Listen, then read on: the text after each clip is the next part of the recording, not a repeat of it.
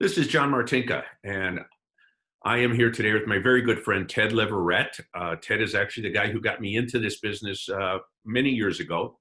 And decades ago, Ted coined the job title Business Buyer Advocate, as you can see on his screen.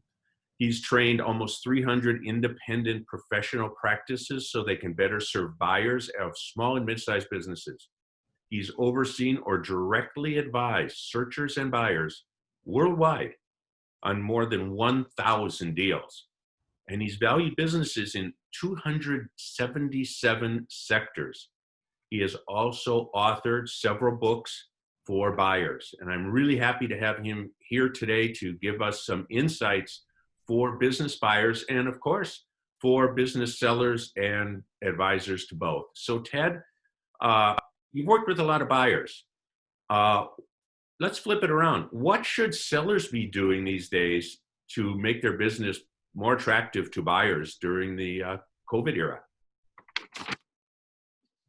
Well, here are about a half a dozen things that come to mind as you're asking the question. First of all, too few sellers understand what the buyers are going to do. And this is what causes the sellers to unnecessarily hand over the advantages to the buyers, which, by the way, we like. Owners, they're foolish when they delegate this understanding the buyer to business brokers. They need to understand this stuff themselves. The other thing they need to do is properly prepare themselves and properly prepare their business for selling. Most don't. We see unprepared sellers every day. Another thing would be decide the optimum time to bring the business to market. A lot of owners bring it to market because somebody tells them now's the time. They need to do some homework on that one. And then when they bring it to market, price it to sell it and offer seller financing. And one more thing from my view as a business buyer advocate, I can tell you that we invest a ton of time learning and understanding the psychology and the methodologies that brokers and sellers use. See what I mean? We really understand what those people are going to be doing. And so for sellers, you need to know that stuff before you're talking to us. You need to know how we're going to behave. Hey, good advice. So a major bank issued a study about a month ago and said that 75% of not just small, mid-sized and lower middle market businesses have seen a decline in sales. What advice would you have for the buyers who, when they aren't finding one of those 25%, say, I'm going to go for the best of the rest, and because I know I can fix it? That's a good one. It's no different today than it's been in my decades of doing this. Troubled businesses are successfully bought mostly by the most experienced turnaround managers, and it's a sucker bet for any other buyer. The savvy searchers, they're looking for proven, profitable, mature. They're looking for businesses that survived and maybe even thrived during the Great Recession, and right now they're doing fine. So ignore the fixers. Okay. You said you valued businesses in 277 sectors. What are your thoughts on valuations, multiples, terms, conditions in the next 6 to 12 months, given what we're going through? Well, I could talk about multiples. I don't think, I know, and we're seeing it already. Multiples will drop and are dropping for lousy businesses. Why? Because you've got to find a greater fool, somebody who wants to take a loser off somebody else's hands. And unless somebody is totally stupid, they're not paying the multiples the business is sold for. The other thing is, I'm pretty sure the multiples are going to stay the same. In fact, I think they're going to temporarily go up in some sectors. And I'm talking about the best businesses in some of the sectors that have not been hurt too much by the pandemic. But don't forget the looming financial crisis. Things can change as that unwinds. So what it's going to come down to is what it always comes down to. Whoever's more motivated, the seller or the buyer, that's going to determine the multiple. That is the top thing, motivation, isn't it? Absolutely. Okay. Should buyers be adjusting their search or any other parts of their process at this time?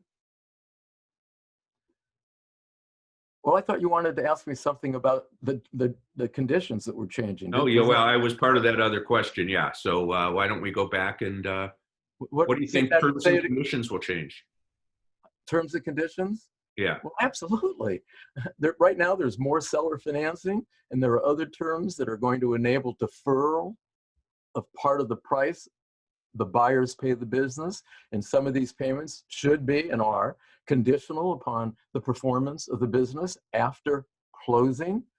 Just before we started, about 20 minutes ago, I got an email out of Chicago, a law firm by the name of Cheng Cohen, top franchisor law firm in America, one of the best. I've known them for, I don't know, 15 or 20 years. Here's what they say. They say the FTC, that's the Federal Trade Commission's franchise rule and various state laws require franchisors to amend their FDD, that's the franchisor disclosure document, upon the occurrence of a material event or a material change in the information provided in the FDD. And what we're really looking at here is, it's called item 19, and this is where the franchisor makes some disclosures about how well the new franchisee is going to do. It's the financial performance representation. Cheng Cohen says that these representations were made at the time the FDD was filed and approved by the states. So things have changed since then. And the franchisors are obligated in real time to amend that item 19. So on the fly, even though that franchise disclosure docket might have been approved 6 months ago, unless it's a rare franchise, there have been material changes to the performance of franchisees. And there's something else. What about the franchisor? We have franchisors out there that are in trouble or going to be in trouble. So when you ask how the terms and conditions are going to change, if you're thinking about buying a franchise, you better be carefully looking at that FDD and talking to a franchise attorney who can help you delve into it. Otherwise, you can make a really dumb deal. One more thing. One of the attorneys I talked to recently said he's recommending that to buyers that sellers personally guarantee the performance of the business after closing for a certain period of time. It might be a month, 6 months, a year. Why? Because if the buyer bought a crummy business and the owner knew it, we got to have recourse and we can't just sue them. And so getting a personal guarantee and collateral, this lawyer is saying in some instances makes sense. I think that goes back to your answer on the questions about people saying, I'll buy one of the fixers and because I know I can do well with it. The big difference you're making, I'm hearing you're making the point, there's a big difference between those that have survived and those that haven't, and how you approach not only price, but terms and conditions. Yes. So, okay. Should buyers go back to that other question, should buyers be adjusting their search and any other part of the process?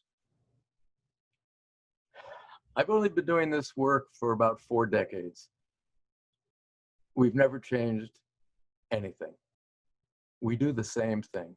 We cast a wide search net. We begin by asking all the brokers that are in the area in which we're looking if they represent the kind of businesses we're looking for. And simultaneously, we directly contact the owners of every kind of business we think might be a good acquisition. And then we make offers that are fair for everybody. You know, businesses are like buses. More will we buy soon. So we do not get baited into bidding wars with competing and ignorant searchers.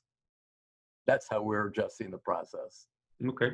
So by doing what works, John. That's the point. Same as always, right? You do the things you're supposed to do and good things happen. Got it. Okay. What do you see as the big picture? Near-term expectations on the playing field for sellers and buyers. You mentioned financial crisis before, besides COVID. Well, owners, they need to think about what they're going to do if they sell their business, and especially what they're going to do with the capital they receive at closing. And then they need to think about what they're going to do if the buyer does not pay the balance due on seller financing. They better have those contingency plans, and maybe they better hold off for a while. I don't think it's a good time for owners to offer their business for sale right now, unless they must do so. Now, as for buyers, well, do what the savvy buyers have always done. Find and buy the right business the right way. So one of the points I'm trying to make is right now on the internet, on YouTube, on LinkedIn, you're seeing a whole lot of charlatans out there pitching courses and consulting for business buyers as if they've just discovered the secret to getting deals done. Most of that is BS. The stuff that's worked for decades works today. Stay on a program that works buyers and you'll do fine. So, buying a small, mid-sized business has always been a relationship game.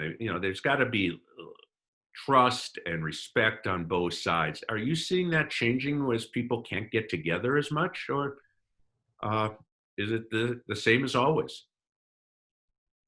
Yeah, not particularly. The sellers and the buyers, yeah, they're more nervous than usual, and they're asking for more transparency and authenticity from each other. But that's supposed to be there all the time anyway. But the aggravation factor is pretty high right now, and so is the sense of risk. They're just afraid of making mistakes.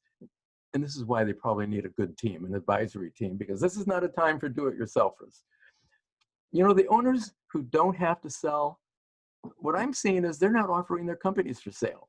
I don't care what they tell you. I mean, sellers and brokers, others will tell you these owners don't have to sell their wonderful business, but they just think it's a good idea. Oh, baloney. The advantage to us is when we're well prepared and well advised, we can detect why the owners are really selling. And believe me, it's not a smart time for an owner to sell a business in this environment if it's a good business. Why not just milk the cash flow for a while?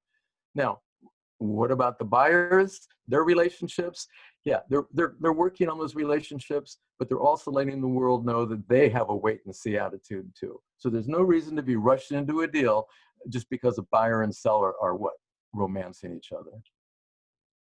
So I asked you before about the short-term effects on valuations and other things regarding deals because of COVID. You see it any different for the long-term effect of what's going on now? Possible resurgence, lingering effects, etc. Yeah, I suppose. Something I said earlier, owners need to price it to sell it. It's all it takes to sell a business, price it to sell it. And one of the things that's necessary today is I'm speaking to owners, you need to provide flexible terms. You need to have some guarantees for buyers. Why? Because we can just wait. And that includes financing some of the purchase price. The other thing that the well-prepared searchers are doing is really showing the owners and sellers and the brokers that they should be the first choice. So in other words, well-prepared searchers, if they look good enough, the buyer competition can evaporate and the sellers and the brokers want to talk to them. And then the idea is once the brokers and sellers say, boy, this is the buyer I hope buys the business, then we've got to efficiently go through all the motions to achieve the done deal. Messing around with sellers and brokers, that's not a good idea anymore. Move it right along. Okay. There's something. Oh, go ahead. This topic, I can't get it out of my mind, this topic of buyer competition.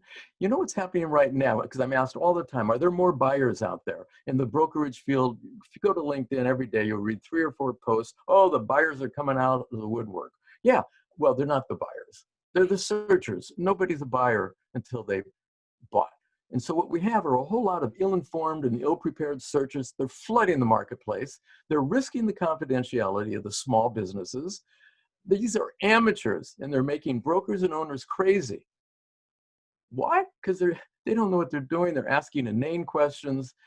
We need to get rid of those people. We need to ignore them, brokers and sellers. So what I'm hearing from you is, the old statistic that 90% of people who say they're going to buy a business never do is probably up a bit from that, given what's going on. It's way up a bit. It's way up a bit from that. Oh my God. Yes. Yeah. Well, that happens every time there's any kind of crisis, doesn't it? From the .com to 9/11 to the Great Recession to this, it is. So I'm going to finish up with one more question for you, Ted, and then if you have any other things thoughts you'd like to get out? You know, as you see buyers out there, are they seeking anything different because of COVID? I mean, other than it has to be a good business, have they changed their focus on type of business, size of business, etc.?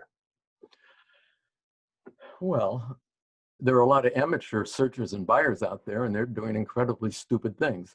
But the searchers who were smart enough to do their homework and hire the right kind of advisory team before they entered the playing field, well, they're doing what the smart searchers always did.